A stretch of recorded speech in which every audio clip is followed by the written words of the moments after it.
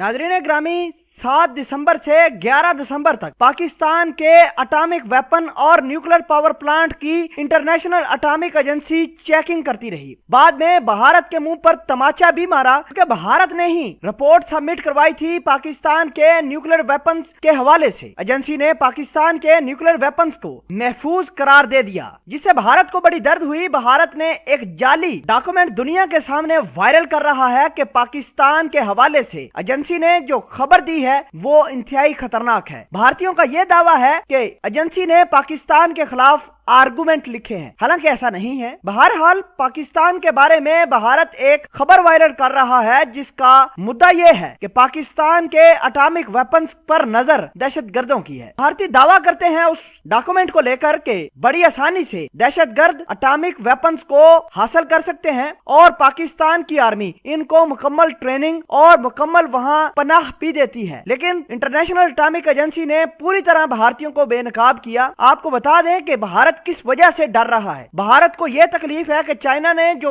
CPEC के हवाले से कराची के अंदर एटॉमिक पावर प्लांट लगाया, वो भारत को बड़ी तकलीफ दे रहा है। बहरहाल भारत ने जो डॉक्यूमेंट लिया है उसके अंदर यह भी कहा है कि भावलपुर के रीजन में पाकिस्तान की एटॉमिक एनर्जी का बेस भी मौजूद है और इस बेस के अंदर गजनवी और शाहीन मिसाइल भी पड़े हुए हैं जो भारत को मिनटों में निस्तो नाबूद कर सकते हैं। नाज़रीन आपको बता दें कि गजनवी मिसाइल की रेंज तकरीबन 300 किलोमीटर है। नाज़रीन अगर गौरी की बात करें तो गौरी की जो रेंज है वो 1500 किलोमीटर है। शाहीन 2 सुपरसोनिक मिसाइल है जिसकी रेंज 1500 किलोमीटर है। बाबर क्रूज मिसाइल भी भावलपुर की बेस के अंदर मौजूद है जिसका टारगेटेड रेंज 750 किलोमीटर है। नाज़रीन इसी तमाम तर चीजों को लेकर भारत ने पाकिस्तान के हवाले से प्रोपेगेंडा बनाना शुरू किया है। आपको बता दें कि भारत ये भी कहता है कि उड़मारा जो कि गवादर के पास एक जगह है, वहाँ भी एक पाकिस्तान ने एटॉमिक न्यूक्लियर पावर प्लांट बनाया हुआ है और वहाँ भी ये मिसाइल रखे हुए हैं। भारतीयों का ये मानना है कि पाकिस्तान के मिसाइल सेफ हाथों में नहीं है, कभी भी कुछ भी हो सकता है। और भारतीयों ने यह भी इल्जाम लगाया है कि पाकिस्तान के मिसाइल बड़ी आसानी से दहशतगर्दों को अवेलेबल हैं। आपको बता दें कि भारतीयों से बड़ा दहशतगर्द कोई नहीं। इनका अजीत डोवल दुनिया का बदतरीन इंसान डिक्लेयर हो चुका है। आपको ये भी बता दें कि